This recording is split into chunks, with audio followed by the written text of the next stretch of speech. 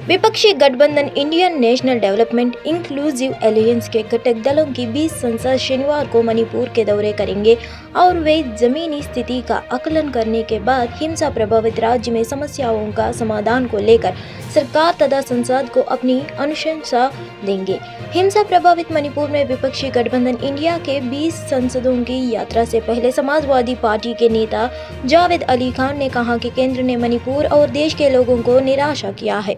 जावेद अली खान ने कहा, हम शिवारों में जाएंगे और वहां के लोगों से बातचीत करेंगे। हम उनसे पूछने की हालात क्या बिगाड़ी और इसे कैसे सुधारा जा सकता है। सरकार ने मणिपुर और देश के लोगों को निराशा किया है। हमारा मकसद पॉलिटिक्स करना नहीं है, लेकिन हम सीमा के लोगों को नहीं छोड़ सकते। हम उनसे बातचीत करेंगे और लौटकर देशों को वास्तविक स्थिति से अवगत कराएंगे। सांसदों का पूरा डेलीगेशन, क्या जो फैक्ट फाइंडिंग चीज़ें हैं और आपसे जानना चाहेंगे पहले प्रतिक्रिया भी साथ में पूरे मामले पर। देखिए, जो खबरें आई हैं मणिपुर से, उससे ये स्पष्ट है कि मणिपुर की स्थिति अत्यंत ही चिंताजनक है, भयावह है और मणिपुर के लोगों को इस वक्त हमदर्दी की ज़रूरत है। उनकी बात को समझने के लिए सरकार तैयार नहीं है। हम वहाँ जाकर उनका ढांढस बंधाना चाहते हैं और वहाँ की जो स्थिति है वो क्यों बिगड़ी और वो अब कैसे सही होगी, इस बात का भी आकलन करना चाहते हैं। सरकार ने मणिपुर के संबंध में बहुत ज़्यादा निराश किया है, मणिपुर के लोगों को भी और पूरे देश के लोग। भाजपा के प्रदेश अध्यक्ष सम्राट चौधरी ने एक बार फिर से सीएम नीतीश कुमार पर निशाना साधा। सम्राट चौधरी ने तंज कसते हुए कहा कि नीतीश बाबू के राज में बिहार बंगली की राह चल पड़ा है। कटिहार गोलीकांड मामले पर सम्राट चौधरी ने कहा कि कटिहार फायरिंग में मृतक सोनू के परिवार की ओर से कटिहार के बरसोई थाने में शिकायत दर्ज कराई गई है। एएनआई से बात करते हुए बिहार बीजेपी अध्यक्ष सम्राट चौधरी ने कहा कि नीतीश कुमार के शासन में लोग गोलाबारी देख रहे हैं। एक आदमी आकर के अरे नीतीश कुमार जी के राज में बिजली मांगने से गोली मिल रहा है। अपराधी गोली मारे, पुलिस गोली मारे, नीतीश का राज है। यहाँ अपराधी के तरह पुलिसिया डंडा चल रहा है, तो लाठी और गोली की सरकार नीतीश कुमार की हो गई। विपक्ष की बैठक मुंबई में 26-27 को होने जा रही है, अगस्त को फिर से। उससे क्या फर्क पड़ना है? नीतीश कुमार जी जो सपना देख रहे हैं, वो सपना कहीं पूरा हुआ क्या? एनडीए छोड़ के गए थे, एनडीए छोड़ के गए थे कि प्रधानमंत्री के उम्मीदवार हो, उम्मीदवार बनाया ही नहीं। केंद्रीय नागरिक उड्डयन मंत्री ज्योतिरादित्य एम सिंधिया ने मुहर्रम जुलूस के पहले शुक्रवार देर रात ग्वालियर में महाराज बड़ा इमाम बड़ा पहुंचे। यहां पहुंचकर उन्होंने लोगों को पैगाम दिया। उन्होंने कहा कि हमारी यही कामना है कि हमारा प्रदेश आगे बढ़े और विकास एवं प्रगति के रास्ते पर चले। मुहर्रम का महीना इस्लामिक कैलेंडर का पहला महीना होता है। यह महीना शिया और सुन्नी मुस्लिम दोनों समुदाय के लोगों के लिए बहुत जरूरी होता है। इस महीने की 10 तारीखों को यौम-ए अशूरा कहा जाता है। आज जो गोरखी की पुरानी परंपरा है, ग्वालियर में जो पहला ताजिया लगता है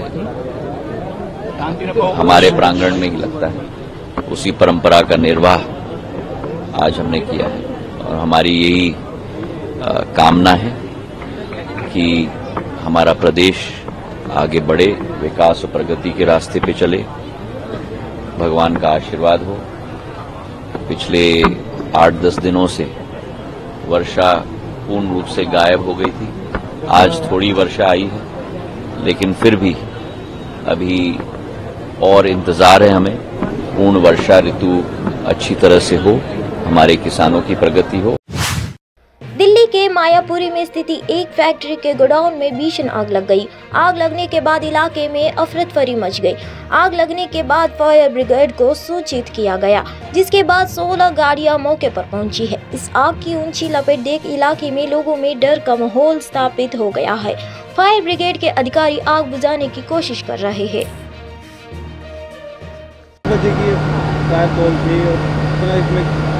8:14 की कॉल थी और अभी हमारी जो है करीब 27 से 28 गाड़ियाँ यहाँ काम कर रही हैं। अभी तो कितने इसमें गाड़ी फायर यूज हो चुकी है, कितनी बड़ी आग थी इसमें? ये मीडियम कैटेगरी की कॉल है, मीडियम कैटेगरी कॉल डिक्लेयर्ड है। 28 गाड़ियाँ हमारी काम कर रही हैं इस वक्त सीन के ऊपर।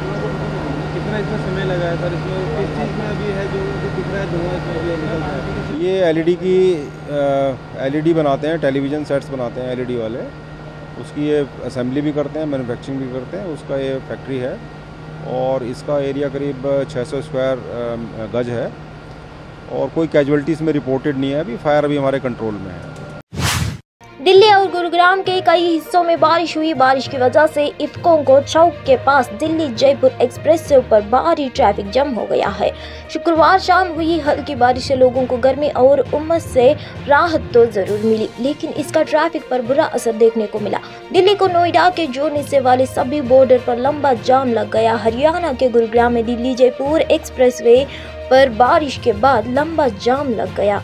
घंटों जाम के फंसकर लोग अपने घरों तक पहुंच सके। गुरुग्राम के कुछ इलाकों में जलभराव भी हो गया है। सड़कों पर पानी भरने से शहर के अंदर भी कई जगह जाम की स्थिति देखने को मिली। इफ्को चौक के नजदीक दिल्ली जयपुर हाईवे पर भी भयंकर जाम देखने को मिला। NMN मक्कल यात्रा पर बोलते हुए 28 जुलाई को बीजेपी के राष्ट्रीय महासचिव CT रवि ने कहा कि यह यात्रा PM मोदी और बीजेपी पार्टी को तमिलनाडु के लोगों से जोड़ने के लिए की जा रही है। उन्होंने यह भी कहा कि तमिलनाडु की जनता DMK की भ्रष्ट राजनीति से परेशान है। ANI से बात करते हुए CT रवि ने कहा, PM मोदी तमिलनाडु के लोगों से प्यार करते हैं। यह यात्रा उन्हें और बीजेपी पार्टी को लोगों से जोड़ने और भ्रष्ट DMK राजनीति को खत्म करने के लिए है। तमिलनाडु की जनता DMK की भ्रष्ट राजनीति से परेशान है। DMK वशवाद की राजनीति का हिस्सा है। इससे पहले 28 जुलाई को गृह मंत्री अमित शाह ने प्रदेश बीजेपी अध्यक्ष के अन्नामलाई के साथ NMN मक्कल यात्रा को रामेश्वरम से हरी झंडी दिखाई दी। मोदी जी को तमिलनाडु जनता बहुत प्यार करता है। उनको जनता के साथ कनेक्ट करना, पार्टी को जनता के साथ कनेक्ट करना इस यात्रा का उद्देश्य है। उसके साथ साथ करप्ट DMK पॉलिटिक्स को खत्म करना अपना उद्देश्य है। तमिलनाडु जनता DMK करप्ट पॉलिटिक्स के वजह से बहुत परेशान हो गया है। लोकतंत्र मजबूत करप्ट पॉलिटिक्स की वजह से नहीं होता है। लोकतंत्र मजबूत परिवारवाद की वजह से मजबूत नहीं होता है। कब जनता के बीच में नेता पैदा होता है, उसके वजह से लोकतंत्र मजबूत होता है। DMK परिवारवाद का एक हिस्सा है। परिवारवाद मतलब क्या है? परिवारवाद मतलब बाप के बाद बेटा, बेटा के बाद पोता, पोता के बाद दामाद, बेटी, उसके वजह से लोकतंत्र मजबूत नहीं होता है। यात्रा का उद्देश्य नेता जनता के लिए संघर्ष करके, जनता के लिए सेवा करके नेता खड़े होना इस यात्रा का उद्देश्य है। हम लोग सेवा भी कर रहे हैं, हम लोग जनता के लिए संघर्ष करने के लिए भी तैयार है। जनता के लिए और करप्ट पॉलिटिक्स से तमिलनाडु जनता को बचाने के लिए हम हर कदम कोशिश करेंगे। मणिपुर घटना को लेकर केंद्र सरकार पर निशाना साधते हुए AIMIM चीफ असदुद्दीन ओवैसी ने कहा कि मोदी सरकार को अपनी छवि की ज्यादा चिंता है। उन्होंने यह भी आरोप लगाया कि भाजपा को मणिपुर में 2 महिलाओं और अन्य के साथ हुए बलात्कार को कोई चिंता नहीं है। उन्होंने कहा कि न्याय तभी हो सकता है जब CM को बर्खास्त किया जाए और जांच CBI को सौंपी जाए। असदुद्दीन ओवैसी ने कहा, मुहा यह है कि मोदी सरकार अपनी छवि को लेकर अधिक चिंतित है। यह हिंसा पिछले 3 महीने से जारी है। यह शर्मनाक है कि उन्हें उन 2 महिलाओं और कई अन्य महिलाओं को बलात्कार के बारे में कोई चिंता नहीं है। उनके लिए सब साजिश है। लेकिन मणिपुर में हिंसा का क्या वे जानबूझकर इस पर काबू नहीं पा रहे हैं, इसलिए साजिश का नया एंगल दिया जा रहा है। CM को हटाए, सारी जांच CBI को सौंपे। The Modi government is more concerned about their image. This violence against Kuki women killings has been continuing from last 3 months now, more than 70 days. So they are more concerned about their image It is shameful that they are not concerned about the rape of those two women and many other women. So for everything for them is a conspiracy. But what about the violence which is continuing in Manipur? They are not able to control it, and deliberately they are not able to control it. So a new angle is given of conspiracy. How can you say it's a conspiracy when so many women have been raped, thousands of arms have been looted, thousands of ammunition has been looted? It is your failure of your government. But because of that video, your image has been spoiled. You are worried about that only. And you're not showing that kind of anger towards what is happening in Manipur right now. Chief Minister, hand over all investigation to CBI. The looting of arms should be given to NIA. Then only justice can be done. You are only giving one case of those two women who were unfortunately paraded naked and raped to CBI. If all the offences should be given to CBI, the Chief Minister should be removed, and the looting of arms, 6,000 arms have been looted, more than 60,000 rounds have been looted, that should be given to NIA. Then only some justice can be done and normalcy can be restored in Manipur. विपक्षी एकता के नए गठबंधन के नाम पर सियासत तेज हो गई है। प्रधानमंत्री नरेंद्र मोदी की टिप्पणी के बाद विपक्ष हमलावर हो गया है। छत्तीसगढ़ के डिप्टी सीएम टीएस सिंहदेव ने पीएम मोदी के बयान पर पलटवार किया है। टीएस सिंहदेव ने कहा कि संविधान में लिखा है कि भारत दैट इज इंडिया, ऐसे में पीएम का बयान देशद्रोह का बनता है कि नहीं। उप मुख्यमंत्री ने कहा कि पीएम मोदी के बयान पर सुप्रीम कोर्ट को संज्ञान लेना चाहिए। इंडिया गठबंधन पर पीएम मोदी के बयान पर बोलते हुए 28 जुलाई को छत्तीसगढ़ में डिप्टी सीएम टीएस सिंहदेव ने उन पर सवाल उठाए और कहा कि पीएम मोदी इंडिया गठबंधन से डरे हुए हैं। फॉर्मेशन के बाद बीजेपी के बार-बार कमेंट आते हैं, जो फ्रेश कमेंट मोदी जी का है, they have same face same habit but group change हो गया। एनडीए में क्यों है मोदी जी? एनडीए छोड़ देना, भाजपा अलग लड़े, उनका अस्तित्व क्या रह गया? एनडीए है कि बीजेपी है? जिस दिन बीजेपी एनडीए को छोड़ देगी उस दिन हम लोग भी विचार करेंगे कि प्रधानमंत्री ने जो रास्ता दिखाया उसमें भी हम विचार करें, चलना चाहेंगे कि नहीं चलना चाहेंगे। खुद जब वो एनडीए में है तो इंडिया से क्यों घबरा रहे हैं? वैसे घबराना चाहिए इंडिया से। India that is Bharat, Bharat that is India से घबराना चाहिए। इंसिडेंट में सीबीआई को मामला दिया जाएगा करके सुप्रीम कोर्ट में एफिडेविट दिया गया। ये बहुत देर से कार्रवाई हो रही है। आज ये बात क्यों हो रही है?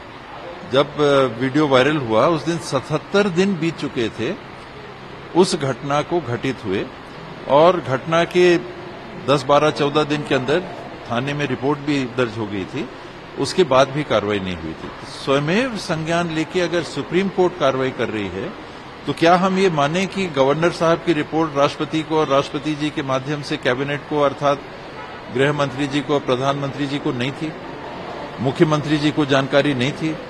ऐसे मुख्यमंत्री को बने रहना चाहिए क्या जिनको उसकी कोई जानकारी ना हो?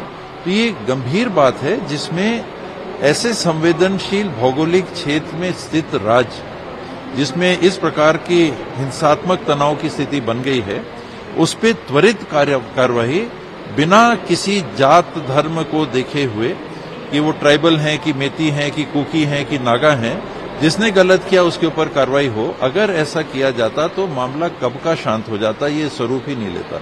ये बहुत बड़ी गलती हुई है। अब जो कर रहे हैं ये बहुत सारा पानी बीत जाने के बाद। प्रधानमंत्री नरेंद्र मोदी ने 27 जुलाई को नई दिल्ली में नवनिर्मित अंतर्राष्ट्रीय प्रदर्शनी सह सम्मेलन केंद्र परिसर का उद्घाटन किया। प्रधानमंत्री नरेंद्र मोदी ने अंतर्राष्ट्रीय प्रदर्शन सह सम्मेलन केंद्र परिसर को राष्ट्र को समर्पित किया, जिसे लगभग 2700 करोड़ रुपयों की लागत से विकसित किया गया है। देश की बैठकों, सम्मेलनों और प्रदर्शनियों की मेजबानी के लिए विश्व स्तरीय बुनियादी ढांचे के प्रधानमंत्री के दृष्टिकोण ने प्रगति मैदान में अंतर्राष्ट्रीय प्रदर्शनी सह सम्मेलन केंद्र की संकल्पना को जन्म दिया। मुख्यमंत्री अशोक गहलोत ने कहा कि राज्य सरकार घरेलू उपभोक्ताओं के साथ ही कृषि के लिए पर्याप्त बिजली उपलब्ध करवाने से हर संभव प्रयास कर रही है। उन्होंने अधिकारियों को निर्देश दिया कि समय रहते विद्युत की पर्याप्त उपलब्धता सुनिश्चित की जाए ताकि किसी भी स्थिति में बिजली की आपूर्ति प्रभावित न हो। सीएम गहलोत शुक्रवार को मुख्यमंत्री निवास पर ऊर्जा विभाग की समीक्षा बैठक को संबोधित कर रहे हैं। उन्होंने कहा कि आमजन को पर्याप्त विद्युत उपलब्ध कराना राज्य सरकार की प्राथमिकता है।